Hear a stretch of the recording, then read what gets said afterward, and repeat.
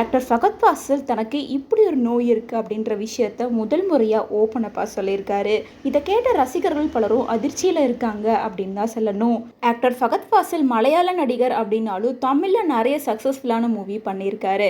Comedy ஆக்டராகவும் ஹீரோவாகவும் அதே நேரம் மாசான வில்லனாகவும் நிறைய மூவிஸ் பண்ணியிருக்காரு. ரீசெண்டாக ரிலீஸ் ஆன மாமன்னன் படத்தில் இவரோட ஆக்டிங் வேற லெவலில் இருந்திருக்கு அப்படின்னு தான் சொல்லணும். அதுலேருந்தே தமிழில் இவருக்கு எக்கச்சக்க ஃபேன்ஸ் வந்துட்டாங்க.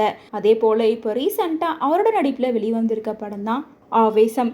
இந்த படத்தில் ஒரு சின்ன ரீல் மூலமாக வேற லெவலில் இன்ஸ்டாகிராம்லேயே ட்ரெண்ட் ஆகிட்டு இருக்காரு.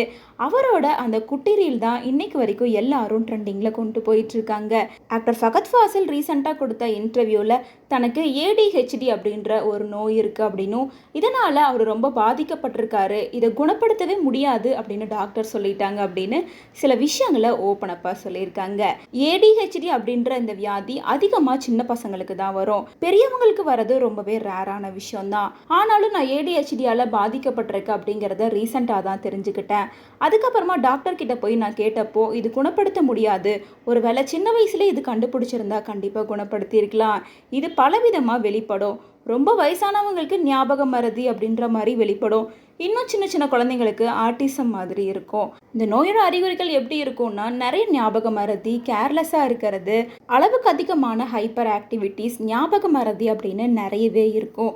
ஸோ இதிலேருந்து உங்களை எப்படி கண்ட்ரோல் பண்ண முடியும் அப்படின்றத நாங்கள் சொல்கிறோம்.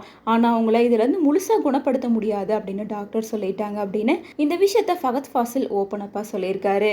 இவருக்கு இப்படி ஒரு வியாதி இருக்குது அப்படின்றத கேட்டு பலருமே அதிர்ச்சியில் தான் இருந்துட்டுருக்காங்க.